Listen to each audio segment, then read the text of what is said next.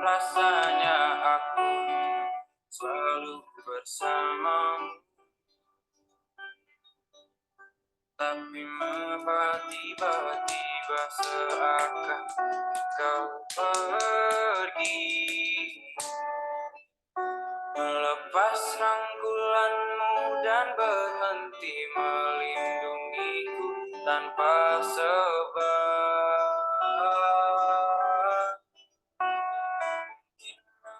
Semesta tak menerimanya, dan waktu tak memberi kesempatannya. Tapi setidaknya kau telah merubahku dari resah menjadi luka.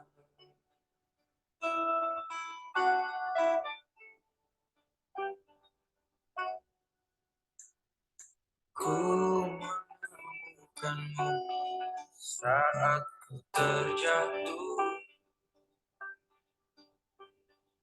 ke dalam ruang yang penuh kepahitan. Kau melindungiku di saat yang lain menyerangku. Ingin rasanya aku melihatmu di setiap langkahku, tapi mengapa tiba-tiba seakan kau pergi. Sakjane ki koleksi ini terus sakjane foto. Nah cuman terkadang ada beberapa motif yang di Malioboro sama yang urip Sumaoro. Misalnya di Malioboro itu ente, ternyata di urip Sumaoro itu ini. Nah terkadang juga sebalikannya, mau di urip Sumaoro Malioboro kosong, tapi sakjane secara koleksi itu foto. Tapi setidaknya kau telah merubahku dari resah. Tapi sekarang ada tuh beda beda iki keterangan iki kemudian pasal ulang tahun itu ya teman.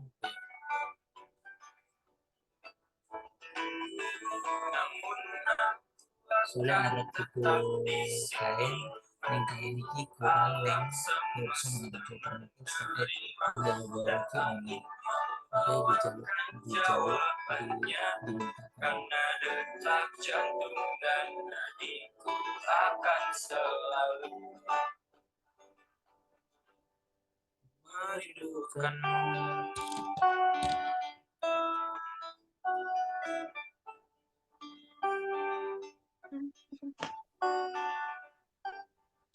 Assalamualaikum. Waalaikumsalam. Gimana, udah mau mulai?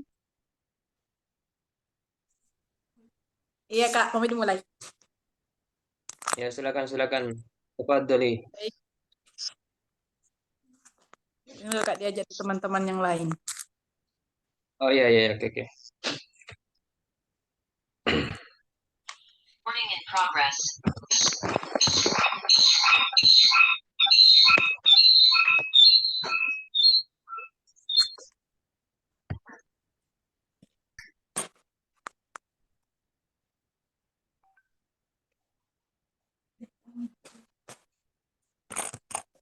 Baik, dimulai Midi. Teman-teman semua. Baik, bismillahirrahmanirrahim. Assalamualaikum warahmatullahi wabarakatuh. Waalaikumsalam warahmatullahi wabarakatuh. Alhamdulillahirabbil alamin wa bihi nasta'in ala umuri dunya waddin. Wassalatu wassalamu ala Rasulillah wa ala alihi wa ashabihi ajma'in. Baiklah teman-teman semua. Selamat malam untuk teman-teman semua yang telah bergabung di diskusi kita kali ini. Sebelumnya perkenalkan, nama saya Musfira Wardani sebagai PJ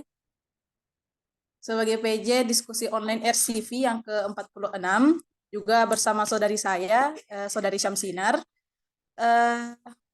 Tentu saja pada diskusi kali ini akan dibawakan oleh pemateri kita yang hebat dan juga akan membawakan sebuah tema yang juga sangat keren dan sangat pokoknya bagus sekali. Sebelumnya saya akan membacakan CV dari pemateri kita pada hari ini atau pada malam ini. Nama beliau Kak Syamsul Alam Al-Mahadi, tempat tanggal lahir Kejuara 19 April 1991, alamat domisili Kelurahan Dadaprejo, Junrejo, Kota Batu, Jawa Timur. Riwayat pendidikan pertama MTS sampai dengan Madrasah Aliyah Pondok Pesantren Al Junaidiyah Biru Kabupaten Bone tahun 2003 sampai dengan 2019. Kedua S1 di IAIN Bone dengan jurusan Pendidikan Bahasa Arab tahun 2013. Ketiga S2 Pendidikan Bahasa Arab UIN Alauddin Makassar tahun 2016. Terus yang keempat S3 Pendidikan Bahasa Arab UIN Maulana Malik Ibrahim Malang ongoing. Terus riwayat organisasi pertama Sekretaris Majelis Ulama Indonesia MUI Kabupaten Bone 2019 sampai 2024. Terus pengurus Ikatan Sarjana Nahdlatul Ulama ISNU Kabupaten Bone 2019 sampai 2023.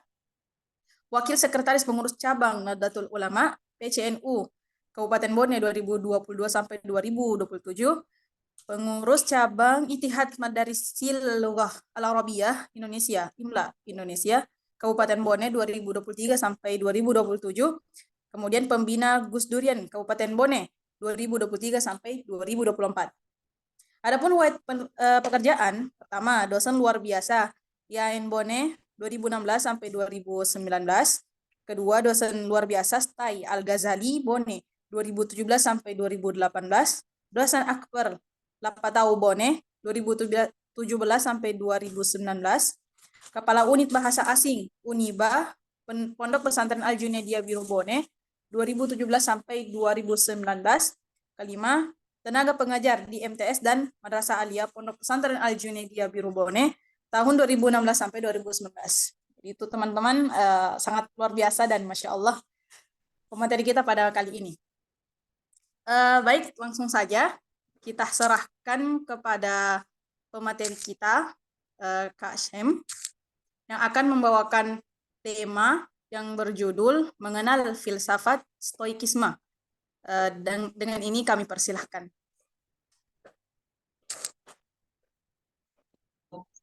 PPT-nya langsung ya? Ya, Kak. Langsung saja.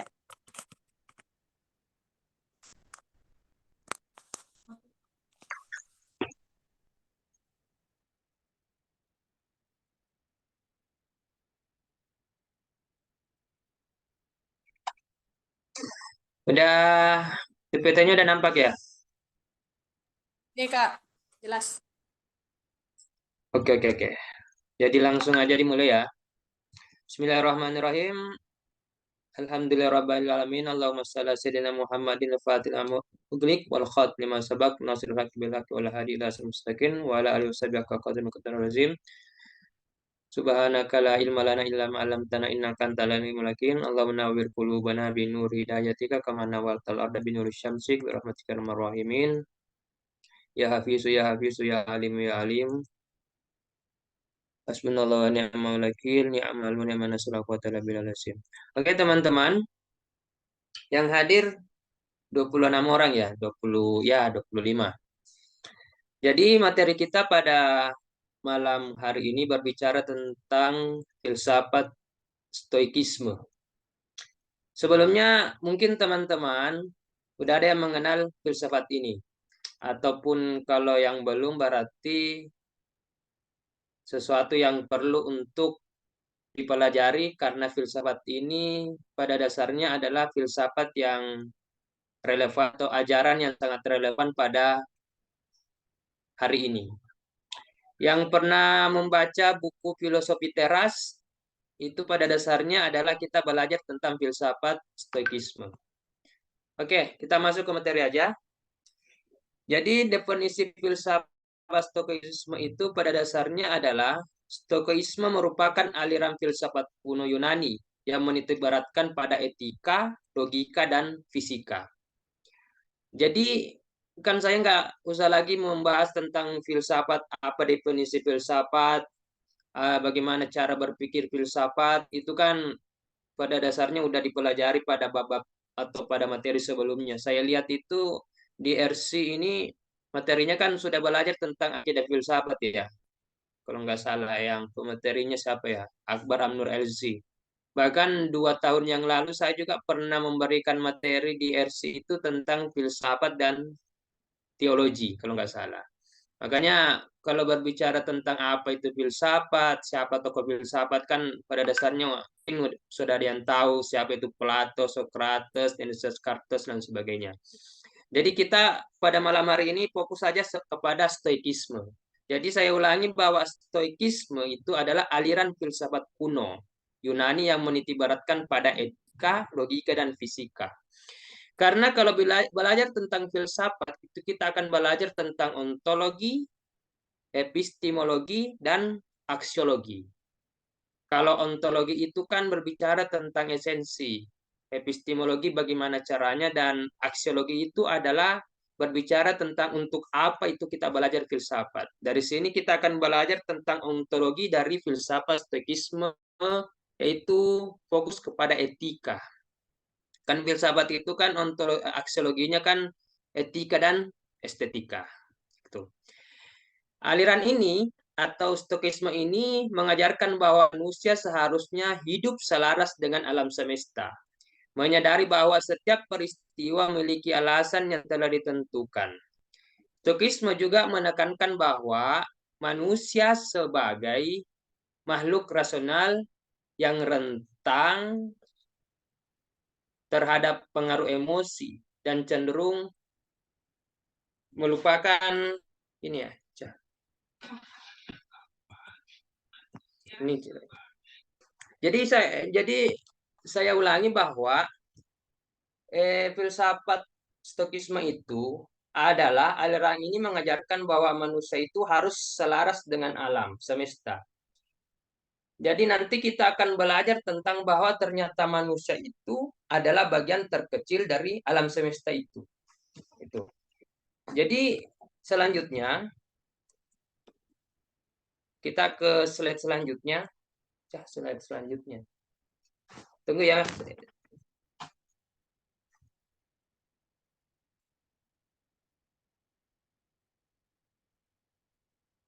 Ini ada kesalahan teknis ini.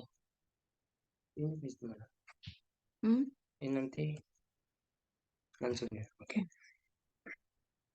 Selanjutnya kita belajar tentang sejarah, histori. Kenapa kita harus belajar tentang sejarah sesuatu itu? Supaya kita tahu bahwa ternyata apa yang kita pelajari ini mengandung ibrah atau pelajaran. Sejarah filsafat stoikisme. Filsafat ini didirikan di Athena, Yunani oleh Zeno. Zeno dari Citium pada awal ketiga sebelum Masehi. Jadi ajaran filsafat stoikisme itu sudah ada sebelum Islam datang. Islam datang kan hanya tahun 1000 berapa itu ya? 100 berapa? Baru 1000 tahun yang lalu ya. Kalau stoikisme itu sebelum Masehi, berarti sebelum Masehi udah datang. Ajaran ini udah datang. Makanya ajaran ini nanti akan mempengaruhi paradigma-paradigma orang yang berpikir tentang etika. Jadi pada dasarnya, menurut Dr. Fahrudin Faiz bahwa filsafat stoikisme itu adalah Islami. Bukan Islam, tetapi ajarannya Islami. Paham ya sampai di sini ya? Islami. Oke. Kenapa? Karena pada dasarnya nanti ini filsafat ini ujung-ujungnya aksiologinya ini akan mengantarkan kita bagaimana mampu menciptakan suasana batin yang tenang.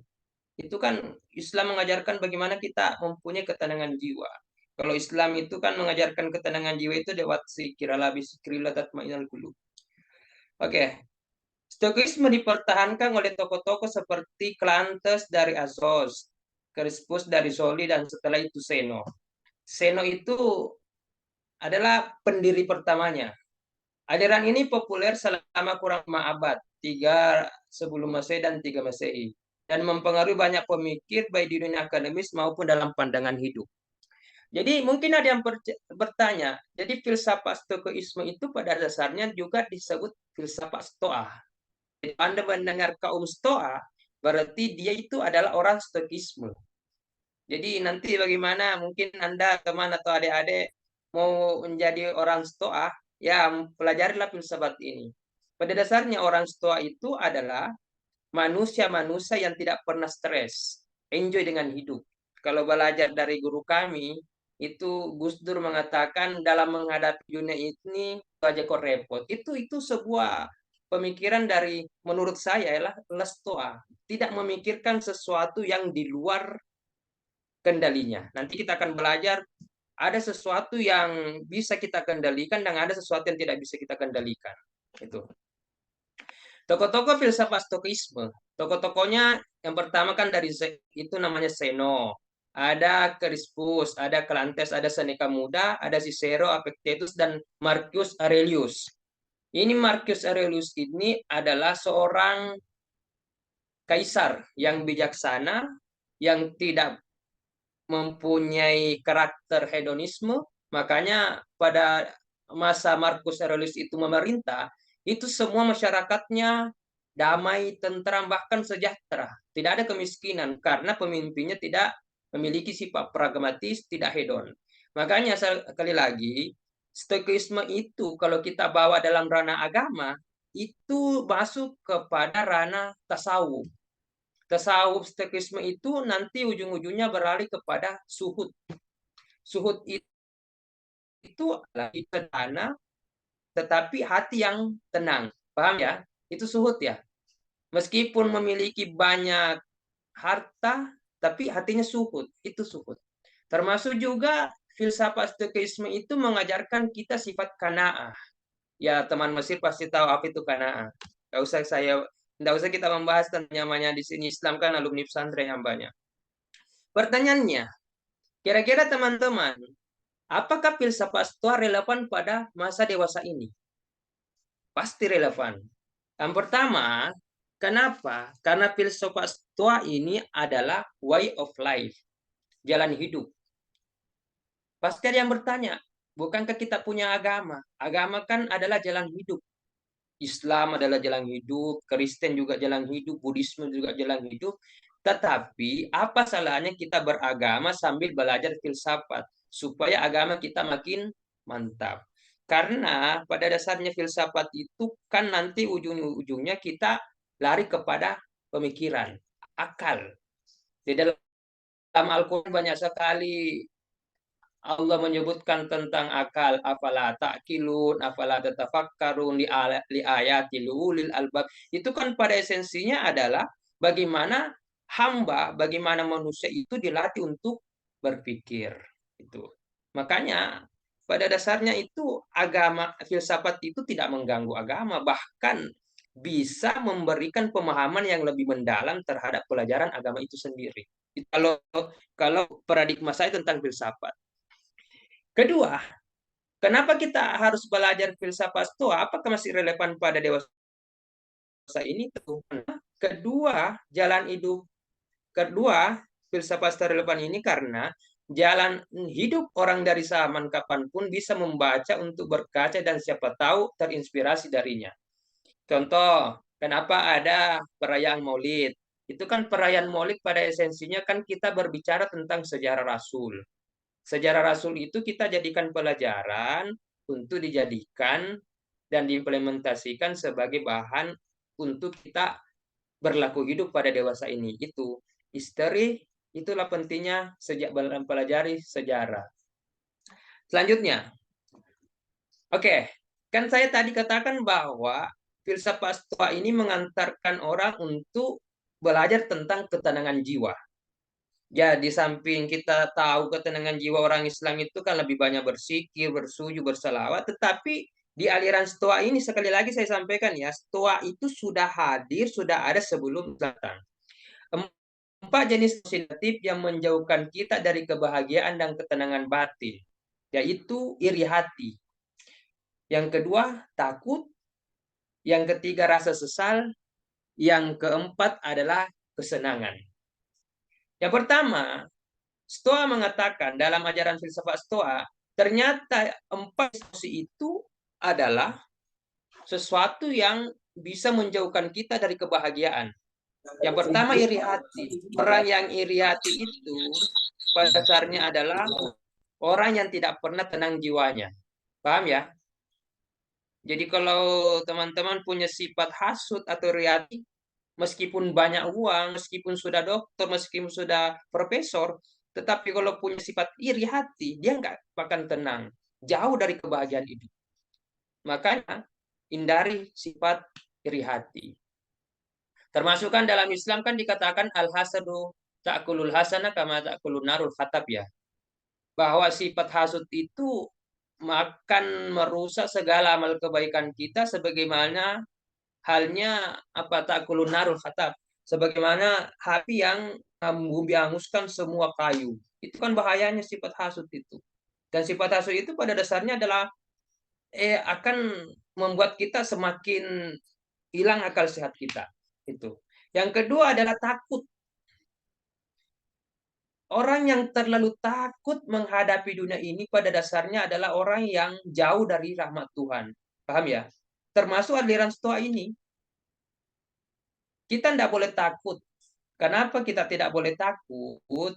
Karena kita pada dasarnya apa ya? Kalau kita paham ini, kita kan hidup dunia ini semua adalah skenario Tuhan. Dan orang yang takut itu berarti orang yang jauh dari Tuhan. Itu kalau berbicara tentang agama, dibawa dengan filsafat Stoa. Rasa sesal. Rasa sesal yang mendalam itu juga penyakit yang jauh dari ketenangan batin. Mohon maaf. Mungkin ada teman-teman yang menyesal kenapa saya masuk jurusan ini. Mungkin ada teman-teman menyesal kenapa saya kuliah di sini. Mungkin ada teman-teman yang menyesal kenapa saya harus kenal ini. Ini kan kalau kita jadikan sebagai pikiran yang terus-menerus, itu akan menjadi penyakit bagi kita. Yang keempat adalah kesenangan atau materialisme ya, materialisme. Kesenangan yang dimaksud itu adalah orang yang terlalu senang akan kehidupan ini, itu ujung-ujungnya akan mengalami penderitaan hidup. Nanti kita akan pelajari tentang apa kata bijak dari Stoa. Pada dasarnya, apa itu emosi negatif? Emosi negatif itu bagi kaum Stoa adalah hasil rasio salah menilai, hasil rasio yang salah menilai. Maksudnya adalah emosi negatif bagi Stoa adalah hasil rasio yang salah menilai atau yang keliru. Itu. Jadi kalau orang berpikir negatif itu berarti adalah pikirannya yang salah menilai atau keliru dia punya pikiran. Makanya kaum Stoa menempatkan kebahagiaan dan ketenangan batin, peace of mind, dan bukan dalam hal-hal eksternal. Rasa bahagia tidak sama dengan kenikmatan. Jadi saya ulangi bahwa bahagia itu beda dengan kenikmatan, beda dengan kesenangan. Uang, banyak uang, makan enak, minum, seks atau posisi jabatan, memiliki kekuasaan yang tinggi, apakah presiden itu adalah kesenangan dan kenikmatan bagi kaum Stoa. Tetapi ketenangan batin tersebut bisa dicapai lewat exercise, latihan. Makanya saya ulangi bahwa kebahagiaan itu beda dengan ketenangan. Kebahagiaan itu beda dengan kenikmatan. Rasa bahagia beda dengan nikmat. Paham ya? Banyak orang yang banyak uang tidak bahagia. Banyak toh? Tidak tenang. Banyak orang yang makan KFC dan sebagainya, makanannya luar biasa. Punya kuasa, punya jabatan yang tinggi, tapi nggak tenang. Kenapa? Karena selalu memiliki emosi negatif. Itu. Apa tadi emosi negatif? Adalah rasio yang salah menilai atau keliru dalam menilai. Itu. Tanya, kira-kira malam ini kenapa kita belajar tentang filsafat Stoa? Tujuannya adalah agar hidup Tujuan utama dari stoisme adalah hidup dengan emosi negatif yang terkendali dan hidup dengan kebajikan dan bagaimana kita hidup sebaik-baiknya seperti seharusnya kita menjadi manusia. Jadi saya ulangi, tujuan dari filsafat stoikisme itulah hidup dengan emosi negatif yang terkendali. Karena kan pada dasarnya kan manusia itu kita punya semua emosi negatif. Tetapi itu perlunya kendali, itu perlunya nalar. Makanya siapa ya? Plato kalau bukan Sokrates mengatakan bahwa manusia adalah hewan yang berpikir. Siapa ya? Sokrates ya kalau nggak salah ya. Manusia adalah hewan atau binatang yang berpikir. Jadi, kalau Anda manusia tetapi tidak berpikir, maka Anda adalah binatang. Paham ya? Binatang itu punya emosi, tetapi dia tidak bisa kendalikan karena tidak punya nalar. Jadi tadi saya ulangi, emosi negatif bagi kaum Stoa adalah hasil yang salah menilai dengan rasio. Jadi teman-teman, hidup selaras dengan alam itu dalam filsafat Stoa adalah hidup yang selaras dengan nalar. Hidup yang selaras dengan pikiran. Makanya kita kembali kepada pikiran. Makanya kalau Cak Lontong mengatakan mikir apa? Karena orang yang mikir itu ujung-ujungnya akan memberikan kemanfaatan. Nanti kita akan belajar bagaimana cara mengatasi emosi negatif itu, bisa mengendali emosi negatif. Dan hidup dengan kebajikan, serta hidup sebaik-baiknya seperti manusia. Khairun nas anfa'uhum din nas. Sebaik-baik manusia memberikan manfaat, kontribusi kepada manusia yang lain. Oke. Penerapan stoikisme dalam kehidupan sehari-hari. Yang pertama adalah bagaimana kita mampu memahami kendali Anda. Pahami kendali Anda. Jadi di sini saya sudah menulis ya. Mana tadi? Pahami kendali. Oke, kenapa kita harus pahami kendali? Karena pada dasarnya di dunia ini kan ada namanya dikotomi kendali ya, paham ya? Yang dikotomi kendali itu adalah kita mampu membedakan apa yang bisa kita kendalikan dan apa yang tidak kita kendalikan. Di sini ada referensi.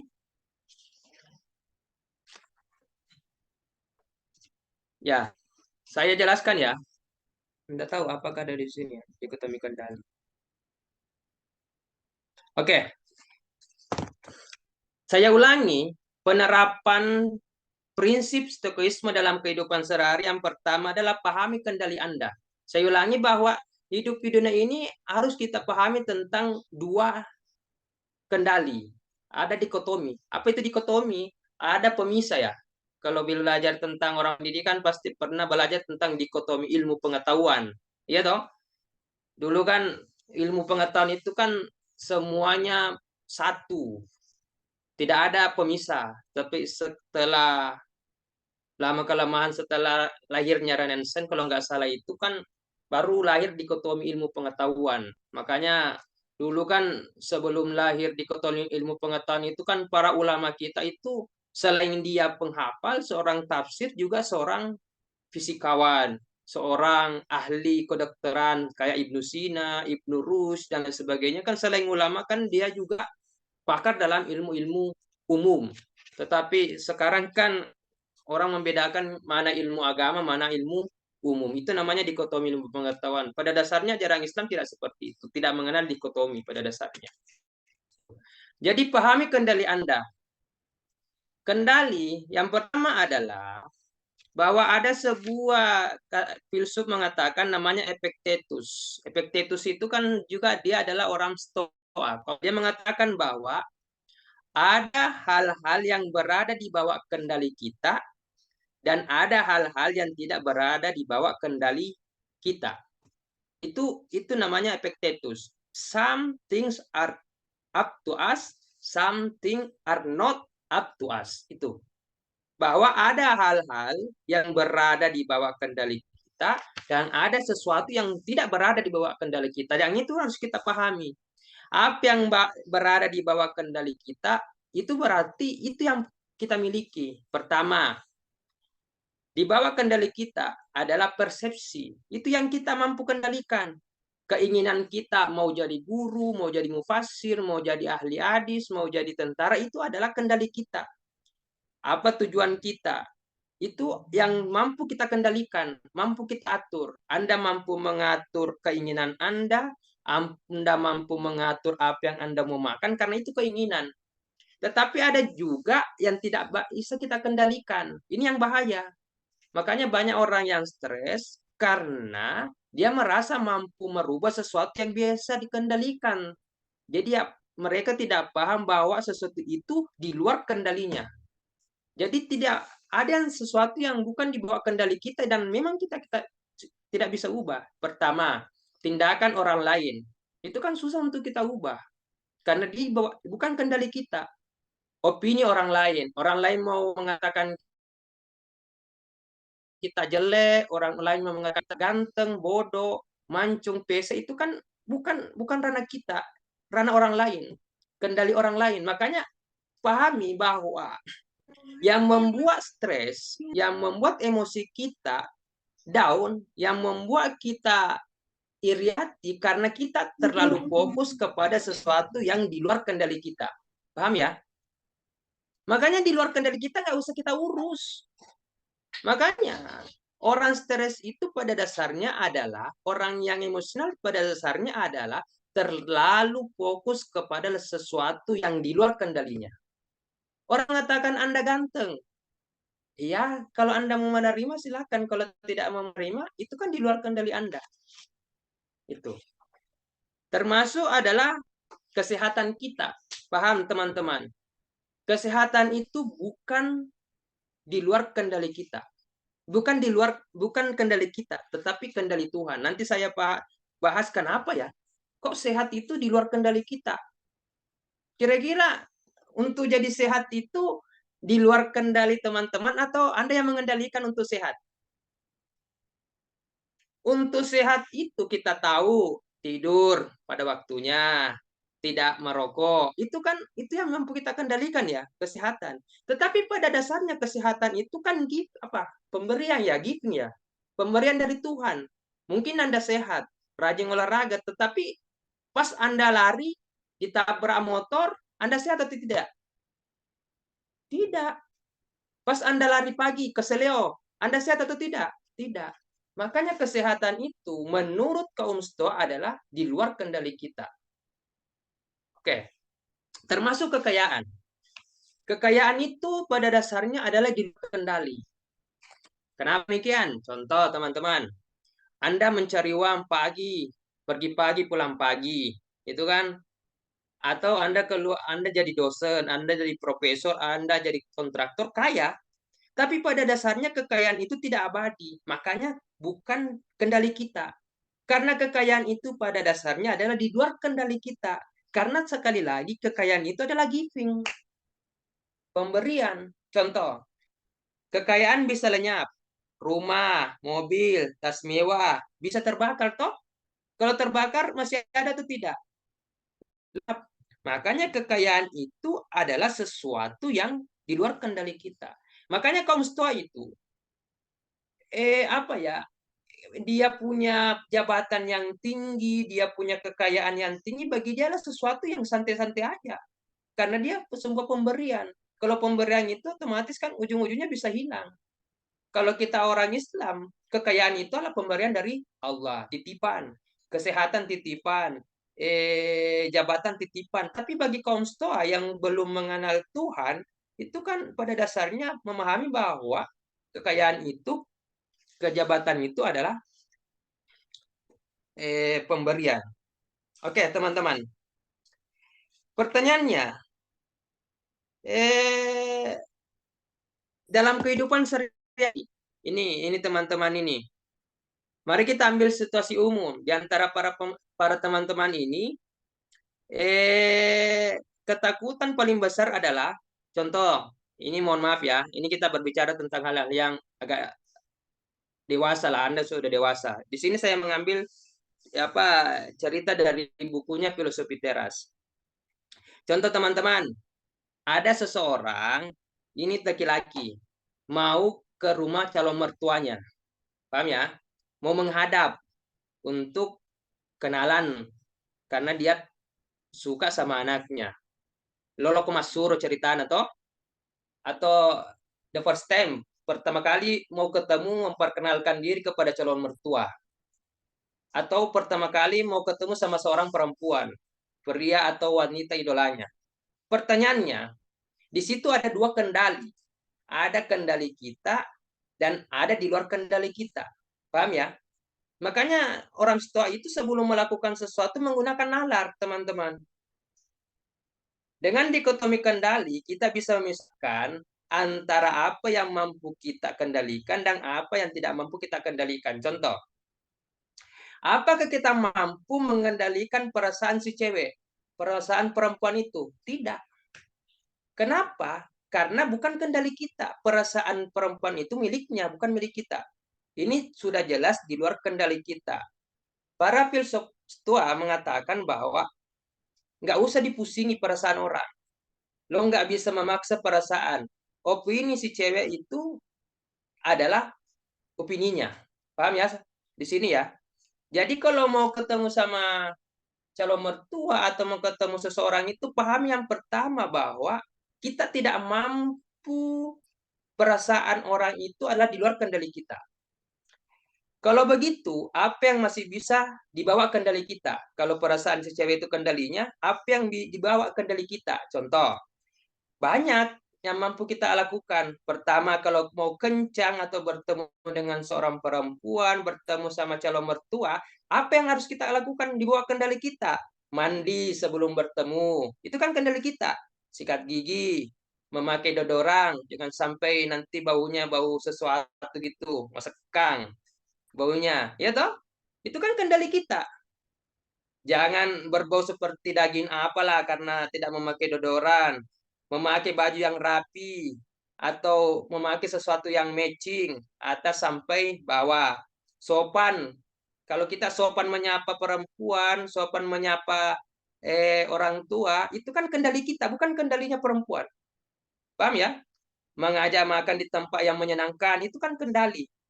Dan selalu bersikap gentleman. Masih banyak hal di bawah yang saya masukkan tadi itu adalah kendali kita. Itu. Yang pertama kan tadi kita mau kencang, mau bertemu. Kencang di sini kan bertemu. Pertama kan opini perasaan si cewek itu kita tidak mampu kendalikan. Tetapi kita mampu mengendalikannya nanti lewat apa yang telah kita lakukan. Masa mau pergi ketemuan, tidak pernah mandi, bau masakan, masa nak ajak temannya atau yang mau ajak ketemu hanya minum es teh saja atau teh gelas saja, itu kan akan menimbulkan persepsi kepada perempuan itu. Itu yang tidak bisa kita kendalikan loh. Oke, lanjut. Saat kita sudah melakukan semua yang terbaik di dalam kendali kita, maka itu sudah cukup. Jadi kalau kita sudah pakai pakaian rapi, sudah mandi, sudah sopan kepada calon mertua, sopan kepada perempuan, itu sudah cukup. Maka enjoy lah. Akan tetapi jika ternyata si cewek itu tidak menyukai kita dengan catatan kita tidak melakukan hal-hal yang memalukan, contoh ketemu kita suruh untuk ketemuan, kita sudah mandi, sudah ganteng, sudah interaktif, ujung-ujungnya tidak mau sama kita, maka itu sesuatu bukan hal yang memalukan bagi kita. Kalaupun contoh dia tidak mau sama kita, itu bukan urusan kita, itu bukan kendali kita. Yang salah itu kalau pergi ke ketemuan, bagus nih bajumu, tapi mengupil di depan dia atau kentut di depan dia, itu kan kendali kita. Berarti kau merusak suasana itu. Itu teman-teman ya, itu yang pertama. Jadi kita mampu mengendalikan. Termasuk yang mampu kita kendalikan, contoh teman-teman, prestasi di sekolah. Prestasi di sekolah itu adalah ternyata dua dikotomi di situ. Mungkin teman-teman sudah belajar untuk jadi orang cerdas itu, untuk mendapatkan nilai yang tinggi itu, pertama adalah belajar tekun, rajin ke sekolah, tidak pernah alfa. Itu menurut persepsi kita, itu menurut dikotomi kita yang mampu kita kendalikan. Tetapi angka yang Anda dapatkan itu bukan kendali Anda. Bertanya, kok bisa Kak? Iya, karena yang memberikan angka itu adalah guru. Kita tidak mampu mendikte dia. Kita hanya mampu belajar rajin, tetapi pemberian nilai itu adalah guru. Paham ya sampai sini ya teman-teman ya? Oke. Selanjutnya adalah cintai takdirmu. Di dalam apa ya? Di dalam filosofi teras itu ada namanya amor fati. Amor fati itu adalah kita mencintai takdir kita. Bagaimana mencintai takdir itu adalah katanya Epictetus. Epictetus itu kan salah satu kaum Stoa mengatakan bahwa jangan menuntut peristiwa terjadi sesuai keinginanmu, tetapi justru inginkan agar hidup terjadi seperti apa adanya, dan langkah hidupmu akan baik adanya. Latih kemalangan.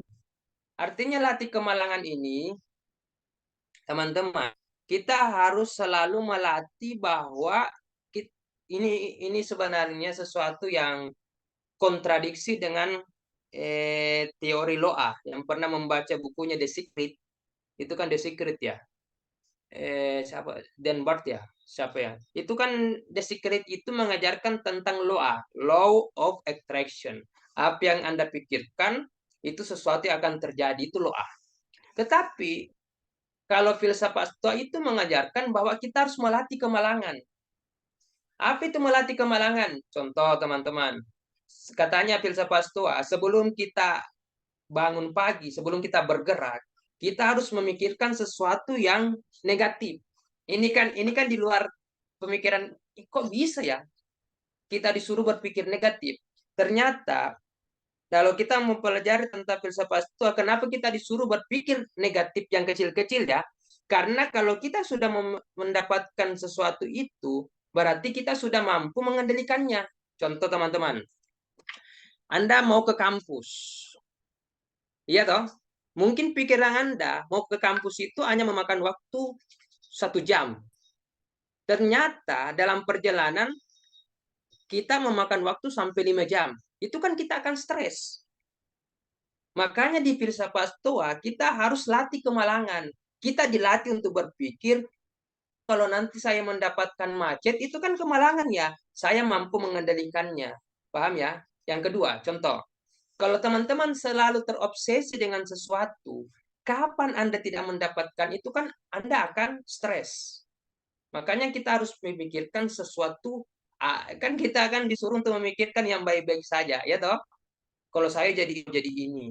Pertanyaannya, kalau Anda bercita-cita ingin lanjut studi ke Eropa, sangat bercita-cita menggunakan LOA, tapi kapan Anda jatuh, gagal sampai umur nggak mampu lagi sampai batas umur, itu kan Anda stres. Tetapi karena adanya premeditatio malorum, itu apa, melatih kemalangan itu, berarti kita diajarkan supaya tidak stres, latih kemalangan.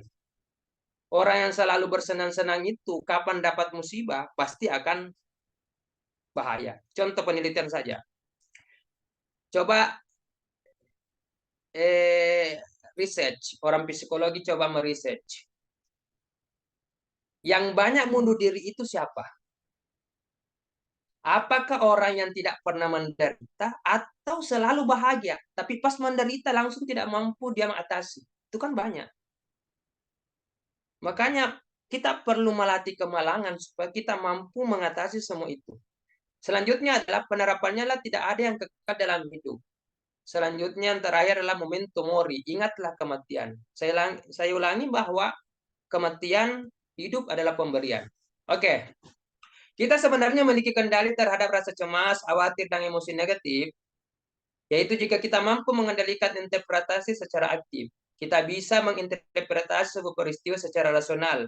Langkah-langkah yang bisa diambil saat kita mulai merasakan emosi negatif dengan metode STAR. Oke, teman-teman. Pada dasarnya, saya ulangi ya, kita sebenarnya memiliki kendali terhadap rasa cemas, khawatir, dan emosi negatif. Jadi kita mampu mengendalikannya, karena itu adalah sesuatu yang dibawa kendali kita. Saya ulangi ya, emosi itu kendali kita, khawatir itu kendali kita, cemas itu kendali kita. Makanya kita mampu mengendalikan interpretasi secara aktif. Caranya adalah ada langkah-langkah yang diajarkan di buku. Silakan baca bukunya Filosofi Teras. Itu ada namanya STAR. Pertama, berhenti. Contoh kecil.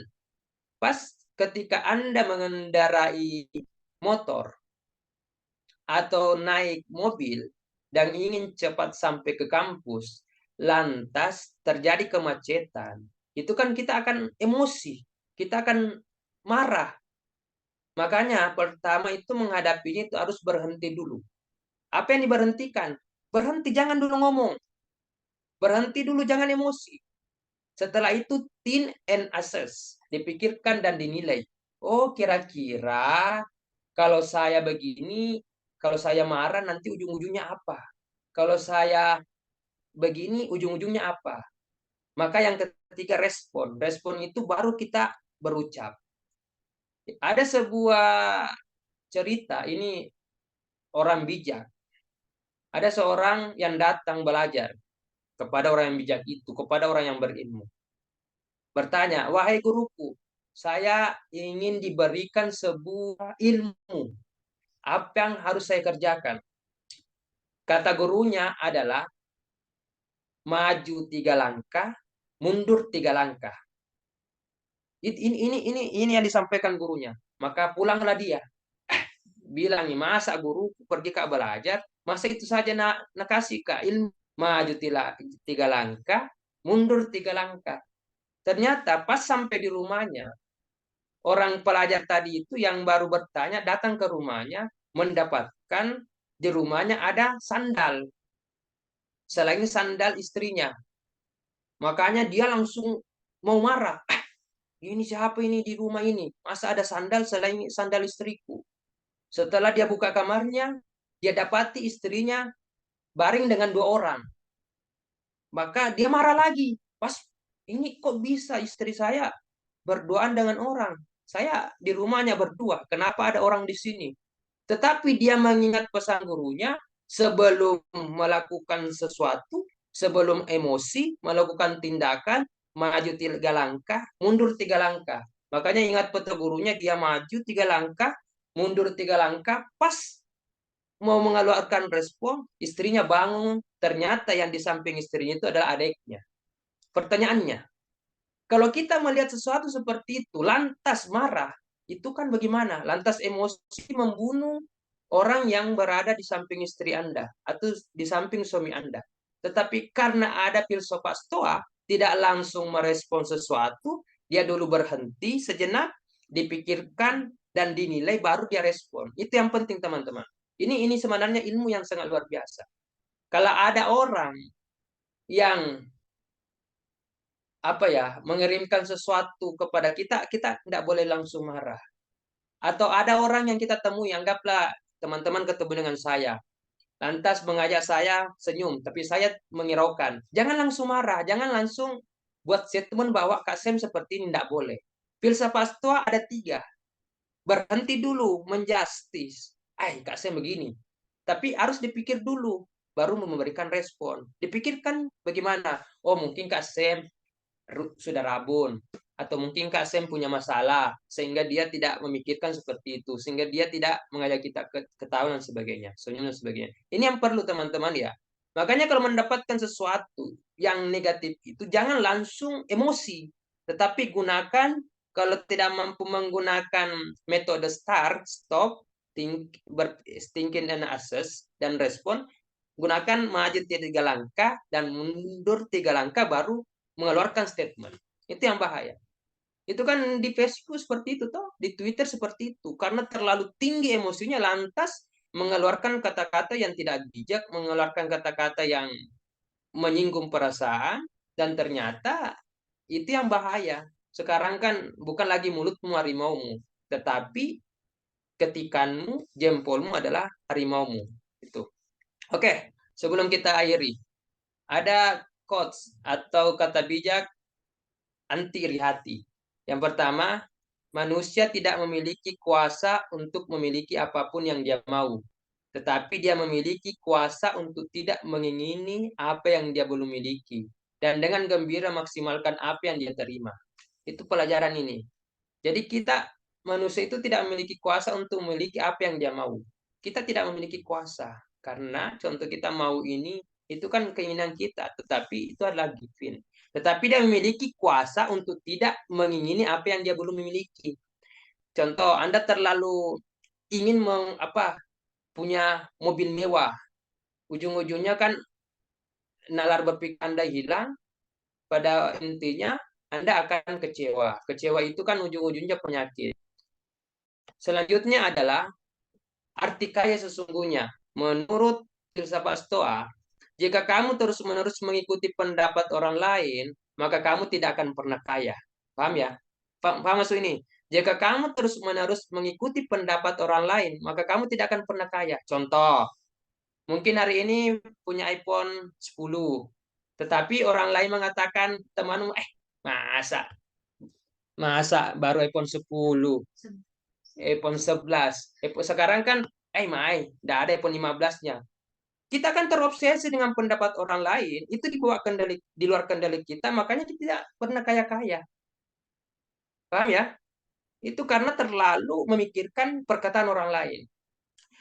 Selanjutnya adalah kesusahan yang datang terus-menerus membawa berkah. Mereka yang selalu tertimpanya akhirnya akan diperkuat olehnya. Yang terakhir, bukan hal atau peristiwa tertentu yang merasakan kita, tapi persepsi akan hal dan peristiwa itu. Paham ya, teman-teman? Jadi, pada dasarnya adalah teman-teman, kesimpulannya ini kita harus melatih persepsi aja. Hanya hidup selaras dengan alam itu maksudnya adalah kita hidup ini harus sesuai dengan nalar pikiran kita. Makanya kalau orang mengata-ngatai kita benco, mengata-ngatai kita bodoh, mengata-ngatai kita miskin, tergantung kita mau terima atau tidak. Kalau Anda terima berarti itu akan menimbulkan emosi. Tetapi kalau Anda nggak usah, itu kan persepsi orang, dia tidak tahu masih ada banyak kebaikan, masih banyak prestasi saya, seperti itu. Oke, teman-teman, mungkin sudah panjang, saya kembalikan kepada moderator. Demikian. Baik, terima kasih banyak Kak Sem atas pemaparan materinya yang sangat luar biasa. Jadi selanjutnya, itulah tadi teman-teman materi yang disampaikan oleh Kak Sem. Alhamdulillah sangat jelas, wadih, dan juga sangat bermanfaat bagi kita semua. Jadi sekarang kita berlanjut ke sesi selanjutnya ya, tanya jawab. Langsung di Sekarang udah jam berapa ya? jam berapa? Oke, Berapa Din? silakan nanti di sini sekarang pukul 8. Oke, 15 menit ya. Nggak apa-apa ya. Kak, berarti 2 pertanyaan dulu. Kalau masalah lebihnya nanti Oh ya, kita nggak apa-apa. 2 pertanyaan dulu Ya, untuk teman. ditampung aja. Ya, ayo teman-teman yang mau bertanya. Oh iya, sebelumnya yang mau bertanya itu semuanya diubah dulu namanya di nama di username tadi Zoom supaya ditahu siapa-siapa saja. Ya, langsung saja teman-teman, siapa yang mau bertanya?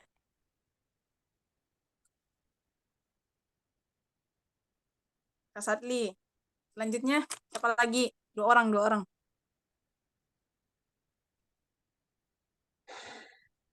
Atau ini Kak Sadli, langsung saja dulu bertanya.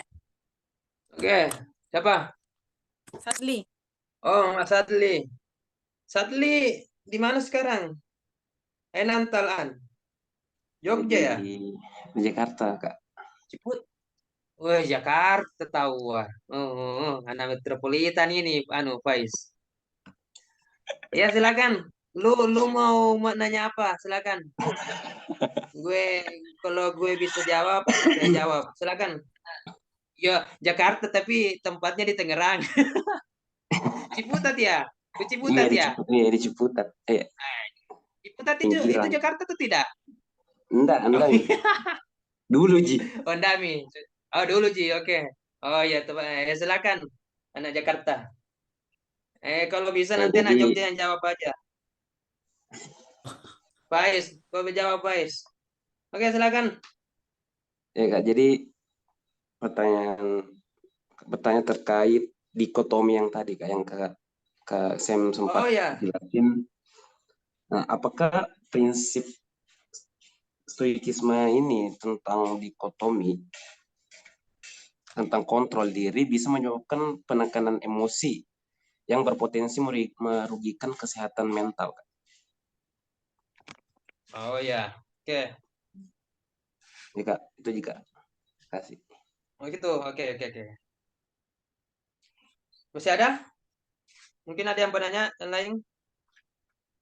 Sebelum saya jawab pertanyaannya Adik Sadli. Ayo, siapa lagi yang bertanya? Saya Kak, Siapa? Siapa? Saim. Zaim. Iya. Oke, Saim. Bukan anunya Saim. Tunjukkan pesonamu. Ini Saim siapa nih? Zaim Mahmudi Kak. Orang Bone. Udah di mana? Di UIN, masih di UIN Kak. Di Jogja. Sekarang masih di Jogja Oh, ini. Jogja juga. Oh ya. Silakan. Ini.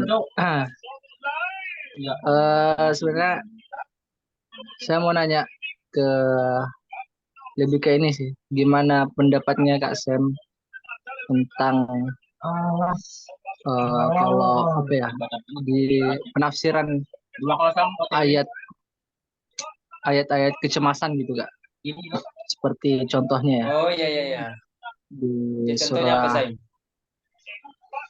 surah Al-Ma'arij, kalau tidak salah itu. Innal insana khuliqa halu'a.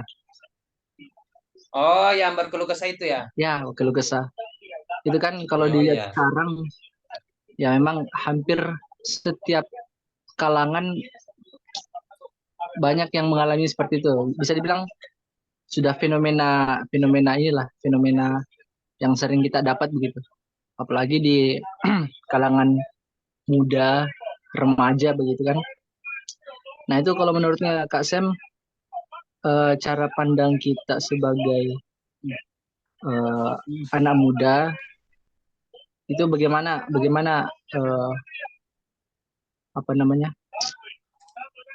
Bagaimana kalau dikorelasikan sama ayat yang ada di surah Al-Ma'arij itu?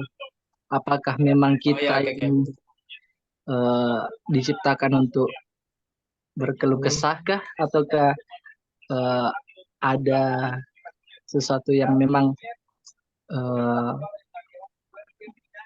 Allah ciptakan untuk kita untuk berkeluh kesah begitu? Oh ya, oke. Siap, mungkin itu saja Kak. Iya. Oke. Terima kasih. Oke, yang pertama anak Jakarta. Sadli udah semester berapa, Sadli?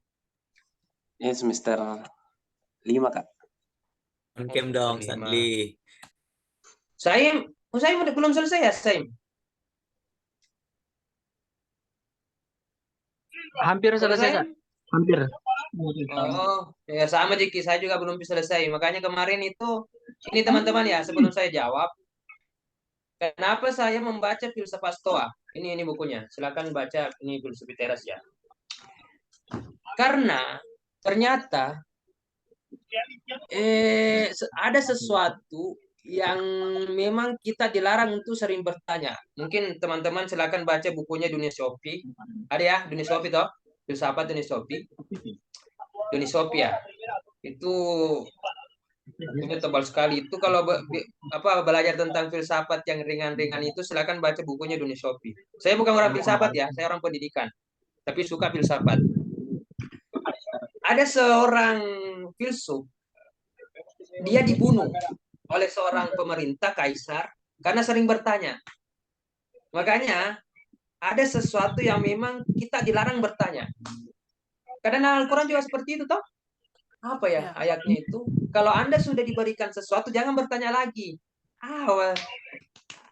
Contoh, ini yang sering. Kalau Anda di sekolah atau di kampus ditanya, bilang dosennya nanti tugasnya kerjakan buku ini ya. Nanti ada lagi yang bertanya, Pak, yang ini bagaimana? Itu kan akan menimbulkan lagi kerancuan. Oke, kalau begitu tambah lagi ini. Itu kan tidak boleh ya. Yang kedua, ternyata ada sesuatu memang kita dilarang bertanya. Contoh, mohon maaf ya. Jangan pernah tanya anak semester 10, anak semester 11 S1 kapan selesainya. Itu akan menimbulkan gejolak dalam jiwa dan pikirannya. Ini yang termasuk yang saya hadapi. Saya kan S3, semestinya beasiswa saya udah selesai semester 8. Saya sekarang udah semester 9. Dapat beasiswa berarti kalau belum selesai berarti kan bayar sendiri. Saya masih ingat, saya ternyata kalau kita ditanya kapan selesai itu ternyata menyakitkan loh. Maka dari itu, ada sesuatu yang memang harus kita rem. Gunakan filsafat Stoa. Ketemu seseorang, teman Anda, jangan langsung tanya sesuatu, tapi pikir dulu. Kalau saya tanya ini, kira-kira responnya bagus atau tidak? Contoh, orang yang umurnya sudah 35 tahun perempuan, tanya kapan nikah, pasti keren-keren itu. Iya toh? Menurut kita bagus, tetapi ternyata kita tidak menganut pemikiran Stoa, kita stop dulu, berpikir, baru kasihkan respon itu. Paham ya, teman-teman ya? Jadi, kalau orang bijak itu seperti itu. Pertanyaannya, Sadli, kira-kira tadi dikotomi kendali itu apakah tadi Sadli apa? Kita stres ya? Apa ya? Iya, Mental Kak. kita ya? Iya. Oke. Pada dasarnya, orang stres itu, saya tanya, Sadli, kok itu sekali? Kok itu bodoh sekali? Kalau Anda seorang stoa, apakah Anda emosi atau tidak? Emosi, Kak. Kalau saya katakan kau itu jelek sekali, sudah jelek, bodoh lagi. Itu kan sesuatu yang di luar kendali kita. Karena itu opini orang lain. Paham ya, Sadli ya? Iya, Kak. Tetapi respon Anda terhadap opini orang lain, respon Anda terhadap perkataan orang lain itu adalah kendali Anda. Kendali Anda, apakah Anda mau emosi langsung marah atau kendali Anda menggunakan stoa? Itu aja kok repot. Itu urusan dia. Urusan saya tetap ganteng. Urusan saya tetap pintar. Itu menurut esensi saya. Kalau kita menganut stoa, ajaran stoa, berarti kalau Anda menerapkan itu harus selalu latihan, exercise. Makanya dalam filsafat stoa itu ada namanya latihan. Tadi kan ada di sini ya.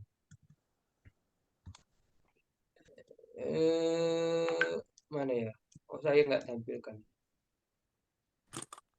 Oke, jadi pada dasarnya filsafat Stoa itu adalah filsafat yang mengajarkan kita untuk selalu ini kaum Stoa menempatkan kebahagiaan dalam ketenangan batin. Ketenangan batin tersebut bisa dicapai lewat askeis atau latihan. Makanya mungkin Sally baru satu kali dikatain begitu, stres. Tetapi karena sering latihan, sering memikirkan, kalau saya dikatain jelek, itu kan pemberian dari Allah. Ya toh?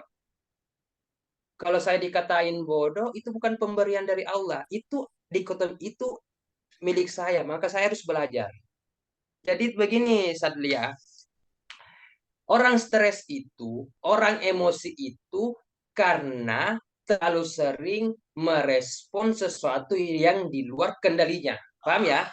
Contoh, Anda melihat seseorang kuliah di Mesir. Anggaplah Muspira kan kuliah di Mesir. Cie, anak Mesir, cie. Kuliah di Mesir. Pertanyaannya, Anda stres karena selalu melihat postingannya di mana ke postingannya di kampus. Yang membuat Anda stres bukan Muspiranya. Karena Muspira niatnya mengupload foto kan untuk dia. Tetapi Anda yang stres, Sadli. Kenapa stres? Karena Anda terlalu memikirkan sesuatu di luar kendali Anda. Paham ya? Itu Stoa seperti itu. Makanya gini aja pikirannya itu, kenapa kita harus ribet-ribet memikir sesuatu yang bukan di luar kendali kita. Meskipun Muspira niatnya mengupload foto untuk menyimpan file untuk kenangannya nanti, tetapi kenapa kita yang iri? Oke. Makanya di buku filosofi teras itu ada namanya trikotomi. Paham ya trikotomi? Ada 3 dikotomi. Contoh, ini teman-teman perjalanan karir. Contoh teman-teman mau jadi apa? Mau jadi mufasir ke, mau jadi tentara ke, atau mau jadi ketua MK, mau jadi presiden. Itu kan perjalanan karir itu adalah sebagian ada dikotomi kita, sebagian ada apa? Sebagian ada kendali kita, sebagian ada di luar kendali kita. Begini prinsipnya. Perjalanan karir itu kan trikotomi sebenarnya. Perjalanan karir itu sesuatu keinginan keinginan kita. Tetapi ada yang mampu kita kendalikan dan ada yang tidak mampu kita kendalikan. Contoh, kalau ada yang mampu kita kendalikan, apa itu? Yang pertama, kalau kita mau jadi mufasir, kita harus belajar sebaik-baiknya. Paham ya? Kalau kita mau karir kita bagus, harus bekerja sebaik-baiknya. Itu kendali kita. Menunjukkan kompetensi kepada atasan kalau mau karir kita bagus, menjalin kerjasama yang baik dengan kolega. Itu buat kita. Tetapi ada sesuatu yang di luar kendali kita untuk perjalanan karir kita. Apa itu? Mungkin atasan kita subjektif atau atasan kita punya pemikiran yang jelek kepada kita. Itu kan bukan kendali kita. Yang kedua, keputusan pengangkatan jabatan. Yang terakhir adalah karena adanya politik seperti itu. Termasuk tadi saya katakan, kesehatan itu sebenarnya adalah keinginan kita, tetapi ada di luar keinginan kita. Contoh, Anda mau sehat. Sadly mau sehat, ngapain? Pertama, pasti olahraga yang cukup. Itu kendali. Tidur yang cukup. Nutrisi yang cukup. Itu sehat. Tetapi ada yang di luar kendali kita. Apa itu? Anda kecelakaan. Ada infeksi penyakit. Anda diagnosa malpraktek dan sebagainya, itu bukan di luar kendali kita. Jadi kesimpulan pertamanya itu sadly bahwa yang membuat kita stres itu adalah pikiran kita, emosi kita. Makanya emosi negatif. Tadi ini kan pelajari ini 4 jenis emosi negatif. Iri hati, takut, sesal, dan kesenangan. Dari 4 ini kan akan membuat kita stres. Paham ya? Kenapa orang emosi negatif? Bagi kaum Stoa adalah karena hasil rasio. Rasio itu kan nalarnya. Hasil nalar yang salah menilai atau yang keliru. Paham maksud saya ya? Jadi hasil rasio yang salah menilai atau yang keliru. Jadi sadly, begini sadly, orang yang selalu stres itu berarti orang yang tidak menggunakan nalarnya. Itu kesimpulannya. Paham ya? Tidak mampu filter. Ini. Kita harus mampu memfilter sesuatu. Oke. Pertanyaannya Zan. Di dalam Al-Quran kan dikatakan manusia itu mempunyai sifat berkeluh kesah. Itu kan sifat manusia. Saya kan apa ya? Saya takut ini dia apa? Orang bertanya itu ada 2. Sudah tahu apa? Ada 3 ya. Sudah tahu tapi mau melihat kemampuan si pembicara atau memang tidak tahu. Saya takutnya ini Ustaz Zaim itu pada pertama ya mau tahu tapi mau lihat kemampuan pembicara, bukan tidak tahu karena dia kan jurusannya ya mufasir ya, pas tafsir ya. Saya bukan ranah tafsir, tapi kalau saya bawa ke dalam ranah pemikiran filsafat, memang manusia itu kan pada intinya itu adalah selalu berkeluh kesah. Keluh kesah itu adalah sesuatu yang dalam hukum Islam itu seharusnya kita harus apa ya? Seharusnya kita eh, dalam Islam itu berkeluh kesah itu pada dasarnya dilarang ya, karena eh, terkadang kita mendapati cobaan atau ujian tertentu kita langsung merasa tidak sanggup dan berakhir mengeluh. Pada hukum mengeluh dalam Islam itu jelas dilarang karena seharusnya kita harus tabah dalam menghadapi segala bentuk ujian. Contoh, tolong teman-teman belajar tentang tarikat Asy-Syaiziliyah. Tahu ya tarikat Asy-Syaiziliyah ya? Tarikatnya Guru Ta Junaid Sulaiman. Anak Mesir tahu tarikat Asy-Syaiziliyah. Tarikat itu kan banyak kan? Muhammadiyah, Adrilusiyah, Khalawati. Kalau tarekatnya Guru Ta Junaid Sulaiman itu namanya tarekat Asy-Syaiziliyah. Tarekat Asy-Syaiziliyah itu adalah tarekat yang bersyukur. Ya, tarekat yang selalu bersyukur. Saya pernah mendengar podcastnya Pak Quraisy Shihab dengan Gus Ulil. Tolong Anda lihat di YouTube itu Gus Udil Absar itu pernah podcast dengan Profesor Dr. Quraisy Shihab. Ternyata kalau kita diberikan penyakit oleh Allah, kita tidak boleh berkeluh kesah. Kita harus bersyukur. Itu kan antitesa dari pemikiran manusia, toh. Kenapa? Kata Prof. Kenapa kita kalau diberikan sesuatu yang menurut kita itu jelek, tetapi pada dasarnya menurut Allah itu bagus. Contoh, teman-teman. Saya tidak usah jauh, saya. Bulan apa ya? Bulan 6. Kemarin saya dioperasi. Menurut saya sebagai manusia awam, itu saya berkeluh kesah, ya Allah. Saya udah mau selesai, saya udah semester 8. Kalau saya sakit berarti saya nggak bisa selesai. Itu kan saya berkeluh kesah. Tetapi kata progresif, kita harus bersyukur. Karena jangan sampai dari penyakit yang kita dapatkan, kita mampu mengetahui masih ada penyakit selain itu. Paham maksud saya ya? Kalau kita mengetahui ada penyakit selain yang kita tahu, berarti kita sudah mampu mengantisipasi. Ternyata pada saya dioperasi, ternyata bukan cuma satu penyakit saya. Bahkan saya harus diopname dan dirujuk ke bagian paru. Itu kan satu masalahnya. Tapi karena saya sakit, dari sakit itu kita mampu mengetahui ternyata masih ada penyakit yang lain. Dari tahu itu, kita mampu mengantisipasi. Itu yang pertama. Jadi teman-teman, kata Prof. Quraisyat itu kalau Anda mendapatkan sesuatu musibah, jangan berkeluh kesah. Syukuri aja. Pasti ada sesuatu yang Allah berikan di situ.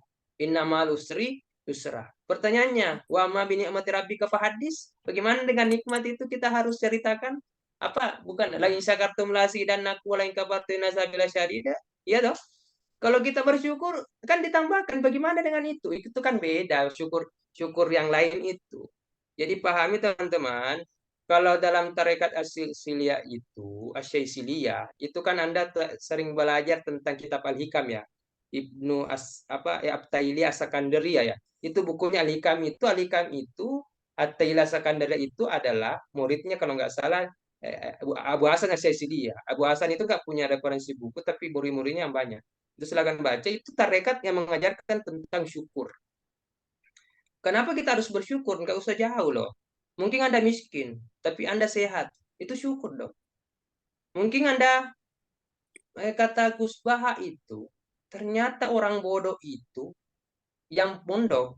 Orang yang mondok itu, ternyata yang orang mondok, tetapi dia bodoh.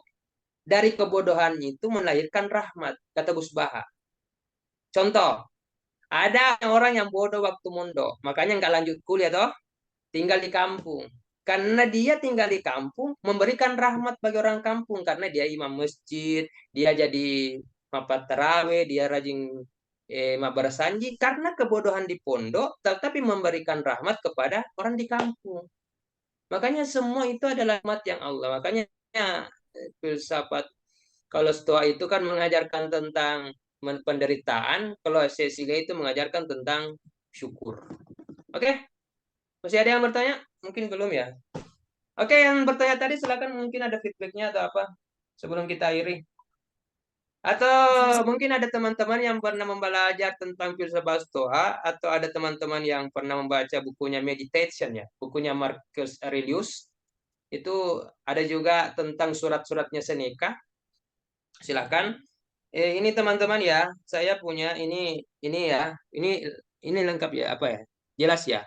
Jadi teman-teman dimanapun berada, silakan nanti Anda kalau mau membaca buku, silakan download bukunya Epos Pusnas ya. Di sini banyak buku. Kemarin saya sempat download itu tentang bukunya surat-surat Stoa ini.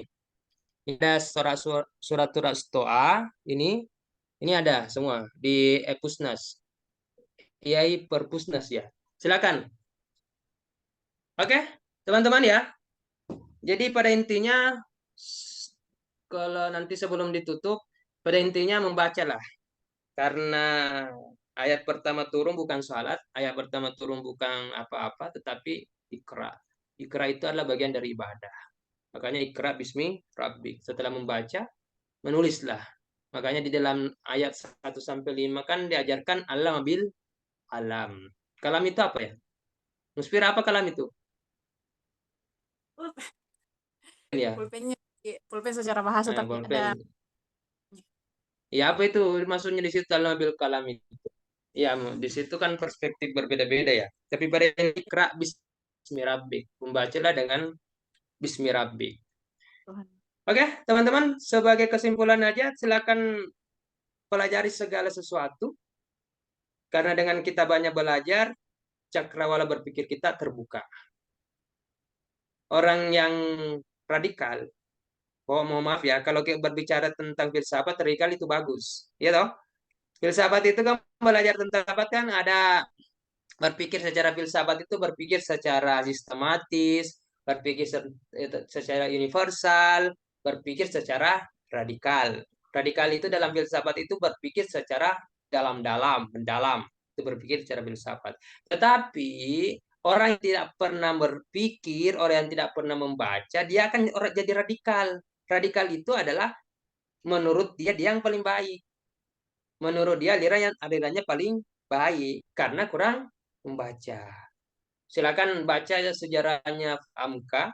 Prof. Amka itu kan dulu masa-masa mudanya kan tidak kunut ya. Habis mau meninggal kan kunut karena banyak membaca dan sebagainya. Oke, mungkin ada testimoni atau mau bertanya silakan. Masih Sebelum bisa 5 tapi menit, Muspira. 5 menit. Iya, ya. Tapi yang mau bertanya katanya bisa dikasih waktu 5 menit sama Kak Shem. Mau bertanya. Ya, kalau ada saya bertanya. Ini ada coba di chatnya buka yuk. Coba di Ada di chat ya. Nggak ada juga. Oh, enggak ada pi. Oke. Saya paling bertanya Kak. Oke, tafadhali. Begini, Pertanyaannya apa ya? Tidak tahu atau mau? tidak tahu, betulan tidak tahu. Tertarik untuk Iya. tahu. Tertarik untuk tahu. Jadi kan tadi kita bilang para filsuf itu punya pikiran yang Islami, di Oh iya, pemikiran Islami. Pemikirannya terus Islami, tapi bukan Islam. ya pemikiran Islami. Terus pertanyaan saya apakah orang filsuf itu bisa dijadikan teladan dan kenapa mereka dipelajari, bahkan sejarah-sejarahnya pun mereka dipelajari. Kenapa tidak cukup belajar saya kepada sejarahnya Nabi Muhammad yang lebih lengkap lagi begitu. Pasti pemikirannya juga Oh nakal iya. para filsuf toh. Kenapa harus Oke, dipelajari ini oke. filsafat sama para filsuf itu? Sekian. Oke. Pertama, Plato, Socrates, Aristoteles, Descartes, Copernicus, Seneca, Zeno itu kan bukan Islam, paham ya? Oke, paham, bukan Islam. Tetapi kenapa kita tidak meneladani saja Rasulullah secara pemikiran? Paham seperti ini ya? Seperti itu ya? Ini menurut asumsi saya ya. Silakan teman-teman kalau beda pendapat silakan kasih pencerahan karena sama-sama kita belajar. Saya ulangi tadi, filsafat itu lahir jauh ini kan tokoh-tokoh tadi toh, jauh sebelum Rasulullah hadir. Paham? Kenapa kita tidak langsung aja belajar kepada Rasulullah Shallallahu Alaihi Wasallam? Pertanyaannya, semakin kita banyak mempelajari sesuatu, maka ilmu itu akan ketemu. Paham ya? Semakin kita membaca sesuatu, maka semakin kita bijak. Ini penoloknya. Baru kenapa kita harus belajar Stoa aja? Kenapa kita tidak belajar tentang Islam aja? Kan kaum Stoa pemikirannya kan sama dengan Kana'a ya, menerima Iya. sesuatu. Atau sabar. Itu kan Stoa kan sabar, menerima aja. Itu kan pemberian dari Allah. Oke. Dari situ kita belajar bahwa ternyata Islam itu adalah agama yang mulia yang menampung semua ajaran-ajaran jauh sebelumnya. Paham? Sebelum Rasulullah lahir, dua kerajaan besar sudah hadir. Namanya Persia dan Romawi. Paham ya? Persia dan Romawi itu pertengahan antara Mekah dan Madinah. Itu sejarahnya. Pertanyaannya, kenapa Rasul lahir di Madinah, lahir di Mekah? Karena nanti Rasul menjadi penengah antara kerajaan Romawi dengan Persia. Maka dari situlah timbullah Rasulullah menampung semua ilmu yang dari Persia dan Romawi. Kan kita tahu tadi, kaum-kaum Stoa itu kan Romawi ya, dari Roma. Kaum-kaum filsafat itu. Makanya dari situ tadi kita belajar, ini kan tadi, kalau begitu kenapa harus lagi belajar filsafat? Dan Islam itu kan udah sempurna. Makanya tadi alasannya di sini kan ada di sini tadi alasannya supaya lebih memantapkan ajaran Islam kita dan lebih memperdalam bahwa subhanallah ternyata ilmu itu luas cakupannya. Oke, Musfira, itu yang ketiga. Yang keempat, Musfira kenal Ibnu Sina? Tahu. Imam Al-Ghazali? Iya Kak, tahu. Imam Al-Ghazali tahu. Ibnu Al-Ghazali itu Tahu. kan dia filsuf sebelum Iya. menantang filsuf. Paham ya? Kan ada bukunya tentang filsafat dia. Ada. Tetapi pada terakhirnya dia juga menantang filsafat. Ya, nanti pelajari kenapa Al-Ghazali menantang filsafat. Berarti kita dilarang belajar filsafat. Tidak. Silakan Anda pahami ternyata orang dilarang belajar filsafat itu bagi orang yang tandanya ya belum memiliki dasar agama yang kuat, itu bahaya loh. Gitu? Kalau belum memiliki dasar agama yang kuat itu juga bahaya, karena ada kan filsafat itu banyak, filsafatnya Aristoteles beda, Plato juga beda. Bahkan kalau Anda belajar filsafat, Anda akan belajar tentang teosentris, kosmosentris, antroposentris, logosentris dan sebagainya, sentris-sentris itu. Makanya perlu pendalaman. Jadi kesimpulannya, pertanyaannya, kenapa kita harus belajar Stoa, kenapa kita harus belajar Socrates, kenapa kita harus belajar Zeno dari Citium, kenapa tidak langsung belajar kepada Rasul Muhammad? Sama halnya, kenapa kita harus belajar tentang ulama-ulama Imam Syafi'i, Imam Ambal, Imam Maliki, kenapa tidak langsung kepada Rasul? Itu kan sama pertanyaannya seperti itu. Paham ya, Musfira? Atau gimana Musfira? Begitu sih Kak. Begitu. Terjawab Oh, nih. ya di anu kak ini, di SK Tidak ini ya. Kak, Apa begitu, Ji? ragu-ragu Kak. Dia pada intinya begini, kan kan filsafat itu kan lahir sebelum datang Islam, sebelum Masehi semua. Plato, Socrates itu kan jauh itu, sebelum Rasul datang. Sebelum Rasulullah Muhammad SAW hadir di muka bumi ini kan sudah ada kehidupan toh, sudah ada banyak nabi. Jadi berarti sudah ada sebuah keilmuan di situ, termasuk keilmuan filsafat. Bahkan ada yang mengatakan bahwa ajaran Buddha itu juga ajaran siapa ya? Filsuf siapa namanya itu? Siapa? Saya lupa namanya. Bahkan ada yang mengatakan bahwa ternyata ada nabi yang filsuf, tapi kita nggak tahu siapa. Ya kan nama-nama nabi orang Islam sama nama nabi orang Kristen kan beda toh. David namanya Daud, Sulaiman namanya Soloman, Ibrahim namanya Brahman nih, siapa? Yang orang-orang studi agama tahu itu. Makanya gini aja, ilmu itu luar biasa. Makanya semakin Anda mendalami ilmu, semakin Anda belajar, maka Anda akan mengakui ajaran Islam aja. Oke? Mungkin ada masukan dari Pak Faiz sebagai direktur atau siapa lah di RC, silakan. Nggak ada kak.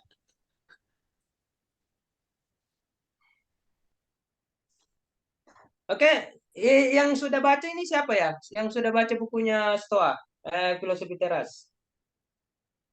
Pasti udah ada yang baca ya. Silakan, itu banyak. Ilal udah baca Ilal, supaya tidak sering galau. Belum Kak. Kak tidak kangen Jiki sama ini. Oh, silakan. Hah? Tidak kangen Jiki sama dua poster ini di belakangku. Ayo, nah, tunggu dulu. Tegi sudah paham Ilal dulu. Mana? Hadir. Nak kamarku itu Ilal. Ternyata ini juga filsafat Stoa itu Gus Dur juga pada dasarnya menganut Stoa. Kalau saya ya, menurut saya. Karena Gus Dur itu kalau ditanya sesuatu kan jawabannya gitu aja kok repot. Gitu toh. Jadi kalau nggak masuk akal gitu aja kok repot. Iya. Orang katain kita apa, itu kan menurut dia. Tuh Hilal, kenapa kita mau ambil pusing? Betul sekali. Ya cocok. Oke, Oke, udah ya. boleh. Astaga, ada tiba-tiba mau boleh, masih boleh Kak? Iya. Yo katanya ya coba Pak menunggu kayak anu. Ya oke. Enggak, karena kan bilang kita tadi sebenarnya Gus Dur itu Stoa. Nah, tapi kan sebenarnya secara riwayatnya dan dalam karyanya juga tulisannya kan Gus Dur tidak secara lurus menyebutkan dirinya Stoa. Nah, Ya memang. dan setahu saya Stoa atau Stoikisme ini itu mulai booming ketika filosofi teras ini muncul, dan Ferry Irwandi juga dia mulai membahas itu Stoikisme. Nah, mungkin yang mau saya apakah dulu ini kan lagi kalau generasi Z sebutnya mental health. Nah, apakah juga dulu di zamannya si Stoa ini juga lahir dari respon terhadap perkembangan masyarakat zaman itu, atau tadi si pendiri Stoa ya tiba-tiba aja merumuskan itu yang mana Kak? Mungkin yang saya tanyakan ini kemunculannya gitu loh. Oke. Jadi pada dasarnya itu 2012 ya. Stoa itu kembali 2012 itu Stoa itu kembali dipelajari di Universitas Exeter UK London itu kalau nggak salah. Itu 2012 London itu. Itu kan melihat fenomena semakin banyaknya tingkat kecemasan dan stres yang tinggi bagi manusia. Oleh karena itu, ternyata pertama Gus Dur itu pada dasarnya bukan, dia tidak pernah mengatakan dirinya Stoa, enggak. Tapi menurut saya ya dia apa? Karena kalau dia ditanya sesuatu atau menjawab sesuatu selalu gitu aja kok repot, responnya biasa-biasa aja. Itu yang pertama. Baru yang kedua, kenapa filsafat Stoa lagi hadir? Karena memang itu filsafat Stoa itu tadi saya sampaikan bahwa filsafat Stoa itu relevan karena merupakan jalan hidup orang dan zaman kapanpun bisa membaca untuk berbicara dan siapa tahu terinspirasi darinya. Kenapa kita belajar Stoa? Karena memang kan manusia itu dari dulunya selalu iri hati. Saya tanya, iri hati itu kapan datangnya? Apa Kak? Iri hati, sifat iri hati itu kapan sebenarnya muncul itu iri hati? Jauh sebelum manusia lahir kan udah ada sifat iri hati toh. Iblis kan iri hati toh. Iya betul. Sebelum manusia lahir itu sifat yang tadi ini kan ada ya. Ini iri hati, takut, sesal, dan kesenangan itu adalah sesuatu yang naluri manusia. Makanya lahirlah itu. Makanya filsafat Stoa itu selalu relevan. Pertanyaannya, apalagi booming sekarang toh? Iya kan media sosial itu kan luar biasa itu. Kalau Faiz itu contoh Faiz. Teman sekelasmu. Contoh siapa teman sekelas tak sekarang? Oke lah, kita punya teman sekelas. Teman sekelas kita itu selalu upload di Facebook atau di IG atau di Twitter sesuatu yang wow gitu. Kalau naluri manusia pasti riati. Ini dulu waktu di pesantren, ngadongo nih, makutu nih, aku keluar biasa. Itu kan kalau kita tidak memiliki filter, itu kan akan menjadi penyakit energi negatif kepada kita. Paham ya? Makanya ajaran dulu itu sebenarnya adalah sesuatu yang terkoneksi kepada kita semua. Makanya ini saya lupa sampaikan teman-teman. Pada dasarnya manusia itu harus selaras dengan alam. Kenapa? Karena kita ini saya selalu sampaikan ya, karena manusia itu adalah bagian terkecil dari alam itu sendiri. Ada namanya interkoneksi. Jadi kita semua ini adalah terkoneksi. Contoh teman-teman, Faiz, kalau Anda menampar Muspira, yang jatuh siapa? Muspira. Faiz toh? Maksudnya sifatnya yang jelek siapa? Oh, Faiz. Faiz. Tetapi karena alam itu terkoneksi, berarti kalau Anda menampar Muspira, Faiz, ternyata yang rusak itu bukan Anda saja. Karena kita Apalagi? bagian dari alam. Yang rusak siapa? Orang tuamu. Siapa itu, Faiz? Anaknya siapa? Satu. Yang rusak siapa? Sekolahmu. Itu Faiz itu kuliahnya di mana kah? Jurusan apa? Alumni apa? Itu kan semua terkoneksi. Makanya orang itu hidup harus selaras dengan alam, berarti orang hidup itu harus selaras dengan universal alam itu. Paham ya maksud saya ya? Jadi apa ya, ajaran Stoa itu pada intinya mengajarkan kita harus berbuat baik. Bahkan di sini ada ajaran Stoa itu diajarkan bahwa ini nih, saya bacakan ya. Ini ada kata Stoa begini. Ini nanti masuk akal ini.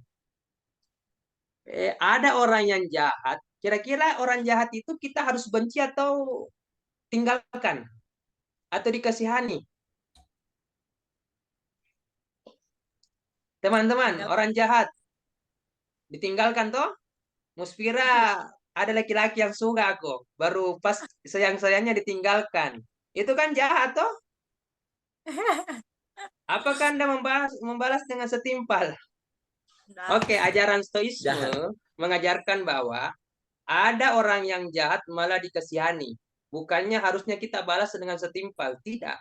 Karena Stoicisme memiliki perspektif yang menarik mengenai orang jahat yang dipengaruhi oleh Socrates. Stoicisme percaya bahwa banyak orang yang berbuat jahat tidak karena berniat jahat. Ini yang penting. Banyak orang yang berbuat jahat tapi tidak berniat jahat. Sebelumnya telah kita lihat bahwa setiap orang bertindak menurut sudut pandangnya yang bisa sangat terbatas atau keliru. Menurut filsuf Stoa, orang berbuat jahat akibat ketidaktahuannya dan tidak tahu bahwa dia tidak tahu. Ini filsafat pasti pusing. Menurut filsuf Stoa, orang berbuat jahat akibat ketidaktahuannya dan tidak tahu bahwa dia tidak tahu, atau karena dikuasai oleh emosi, dia sesat kehilangan nalar untuk mengetahui mana yang baik dan mana yang jahat. Makanya seorang bijak mengatakan, namanya Epictetus, orang Stoa mengatakan bahwa mengapa kamu justru tidak mengasihaninya? Sama seperti kita merasa iba kepada mereka yang buta atau pincang, maka kita juga harus merasa iba kepada mereka yang nalarnya buta dan pincang. Ini kesimpulannya, Pak Is. Kesimpulan pertanyaannya, kenapa kita harus belajar? Karena sifat iri hati, takut, sesal, kesenangan, stres itu adalah sifat naluri manusia yang jauh sebelum kita lahir sudah ada. Yang pertama. Yang kedua, filsafat Stoa itu mengajarkan bahwa tidak ada orang yang jahat pada dasarnya. Ini Stoa ya. Tidak ada orang jahat. Tetapi dia tidak menggunakan nalarnya untuk berpikir. Makanya teman-teman, berpikirlah. Karena kapan Anda tidak berpikir, maka Anda adalah binatang. Makanya definisi manusia menurut Socrates adalah manusia adalah binatang yang berpikir. Kalau Anda tidak berpikir, berarti tinggal binatangnya. Oke? Mudah-mudahan ini bisa menjadi pencerahan bagi kita semua. Mungkin kapan-kapan bisalah kita sharing lagi tentang apa dan sebagainya. Oke, pada intinya membacalah. Tidak ada orang bodoh. Membacalah. Itu aja. Oke, teman-teman? Iya, Kak. Ya, Kak. Jadi teman-teman, sesi kedua tanya jawab sudah selesai dan juga tadi sesi pemaparan. Jadi 2 sesi pemaparan dan sesi tanya jawab sudah selesai, alhamdulillah. Marilah kita tutup diskusi online kali ini dengan membaca alhamdulillah. Alhamdulillah. Oke, dulu teman, mungkin dokumentasi. Foto-foto Gare. Junet, makasih banyak Junet. Ini nanti RC ini sebenarnya ini melanggar ini. Sebenarnya ada orang yang pustakawan, siapa namanya? Orang yang rajin membaca jarang dipanggil. Tolong minggu depan atau bulan depan panggil ini Pak Junet ini. Siap. Junet masih ada ya? Siap. Suhu. Iya, saya serius. Junet itu luar biasa. Referensi bukunya itu dia serang banyak sekali. Itu Lagi Kasem lemari buku full itu buku dari atas sampai bawah Iya, pintu. iya, makanya nanti teman-teman tolong panggil itu Junet itu, apalagi masalah sekarang kan filsafat dia juga ahli itu. Oh, betul sekali Kak. Iya. Baik, teman. Nanti Oke. Muspira catat Junaid. Kenapa? Iya, siap. Lanjutnya lagi. Tapi Junaid udah keluar toh? Nggak tahu masih di Zoom atau belum? Masih Masih masih. masih Kak. Menyimak aja itu sambil Masih jam tersenyum-senyum. berapa? Ini Zoomnya sampai jam berapa, Kak? Sampai selesai, Kak. Sampai selesai. Premium Kak, premium. Premium Kak, premium sampai subuh ini bisa. Yo, ada kita tadi terlambat Kak karena dari Kak wisuda, ada wisudanya teman-teman. Ada jina bawakan Kak makanan, saya juga keluar makan. Tapi ya mau keluar silakan keluar. Jadi ini RC ini bagus. Jadi tapi ini RC ada nggak kurikulumnya, kurikulum tersendiri, materi-materinya, pencapaian seperti ini, apa dan sebagainya supaya jelas toh. Ini RC nanti gimana ini? Untuk sementara yang kami buat itu Kak hanya sekedar tema besar. Nanti Tema besar. jadi ada beberapa tema besar, salah satunya filsafat, Al-Quran, hadis, sejarah, budaya. Makanya kalau fikih, makanya kalau teman-teman yang ngikutin tiap bulannya itu temanya selalu berubah karena nanti di setiap bulannya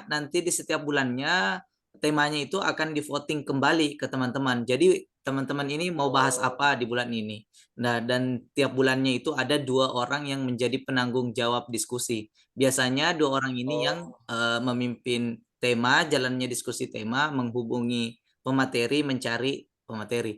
Nah, kebetulan bulan ini Musfira sama Samsinar, makanya kayaknya Kak Sam dihubungin sama mereka berdua deh. Oh gitu. Oh iya, nanti kapan-kapan cari pemateri yang lain. Saya kan di RC udah berapa kali. Iya, Pasti Kak. juga bosan orangnya. Pasti juga membosankan juga. Maksudnya nanti orang bosan sama saya. Ya, mungkin itu juga sih Kak. Pertama kekurangannya sekarang RCV itu satu, silabus kurikulumnya belum ada. Ya, Itu satu. Kami mengakui belum ada kejelasan kurikulum satu. Kedua, kami keterbatasan pemateri. oh Nah, iya betul. kenapa kayak seperti Kak Sam, Kak Sube, Kak Akbar, Kak Akbar, Aba, Kak, Kak Rizal. Nah, itu adalah Rizal, orang-orang ya. yang berulang. Ya, karena Iya betul. untuk sementara orang-orang itu yang mendapatkan angkatan kami gitu loh. Oke, saya tantang RC. Ini kan sekarang bulan berapa? Bulan 10 ya? Bulan 11 ya? 11 Kak. Oke. Saya tantang ini RC. Coba. Ini kan alumni yang banyak, alumni semua toh? Iya, Kak. Mungkin bisa dihentikan Alumni dulu. pesan. Apa, Share Pak? screen Kak, share screen bisa di. Oh iya. Oke. Iya, Kak.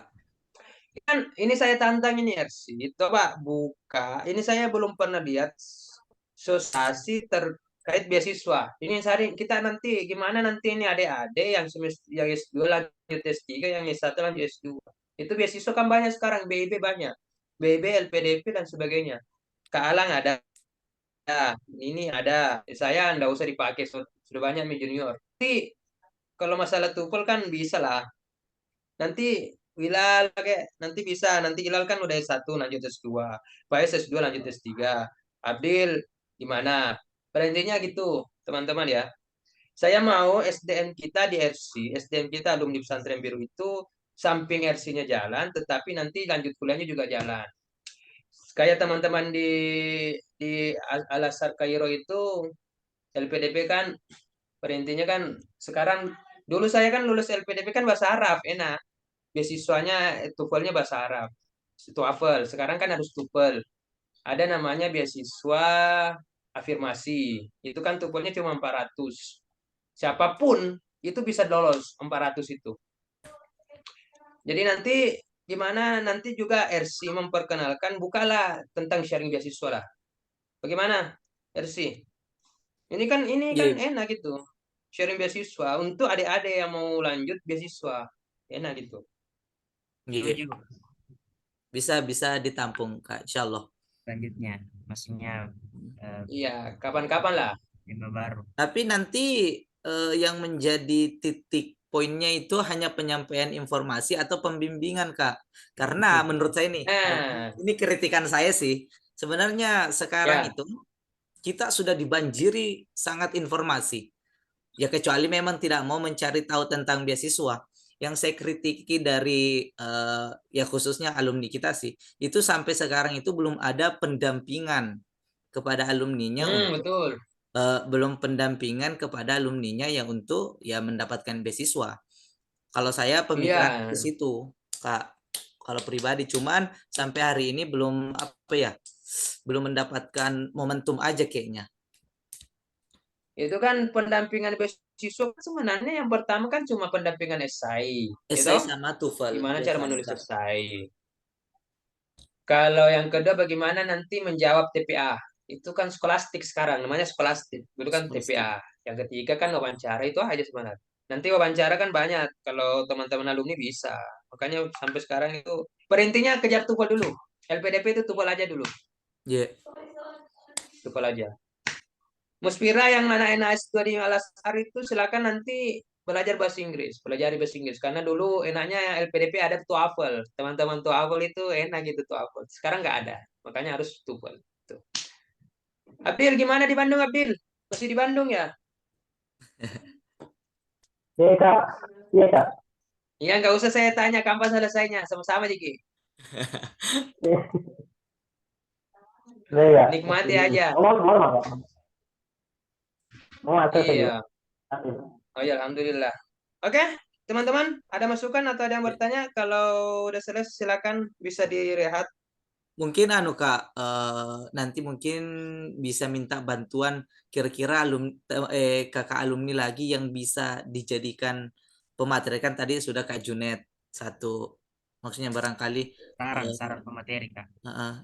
Hmm, mungkin bisa nanti iya. dilanjutin lewat obrolan chat atau gimana, beberapa yang terrekomendasikan gitu loh. Maksudnya biar dengan kalau plan ditahui keilmuannya alhamdulillah, kalau cukup namanya saja juga alhamdulillah. Siapa ya? Yang yang keilmuan itu ya Junet itu. Pada intinya nanti kapan-kapan lah sharing ya. Begitu. Ya, Ini bagus ini.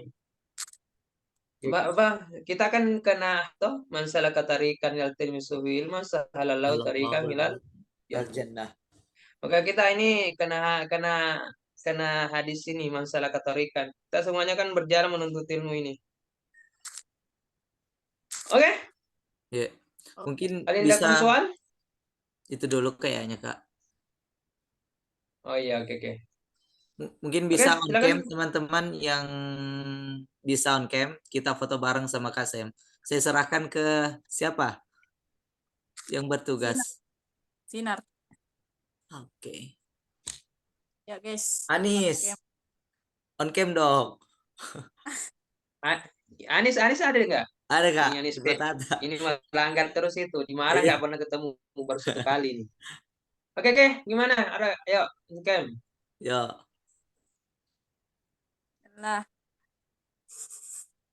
1 sampai 3. 1, 2, 3. Dah. Oke. Lagi kak. Oke, demikian. Janganlah selalu berkonflik, nantinya tidak menarik. Wallahul muwaffiq ila aqwamit thariq. Wassalamualaikum warahmatullahi wabarakatuh. Waalaikumsalam warahmatullahi wabarakatuh. kasih tanya Kak. Ron, Kak Sem. Terima kasih Kak. Sehat-sehat Ki. Oke. Oke, Assalamualaikum. Waalaikumsalam warahmatullahi wabarakatuh. Thank you semua. Makasih Musfira sama Sinar. Ya, Kak. Terima kasih Sinar. Terima kasih ya tutornya.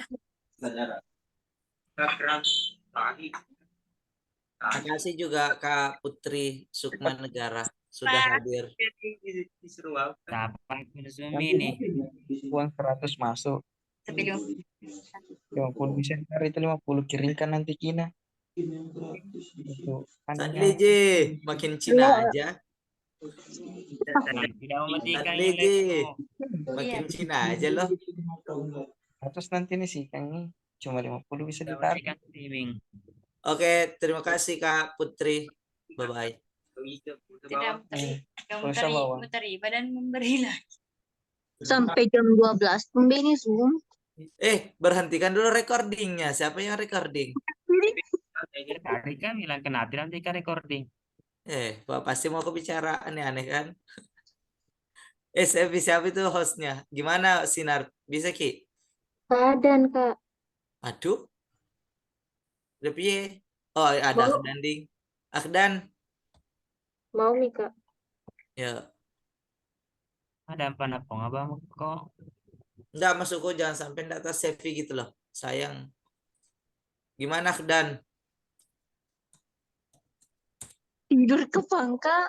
Teleponnya saya masih ada namanya. Maka sudah aku bilangnya oke. Oh iya. Tenang, pemain slow Akdan, pemain tenang, slow.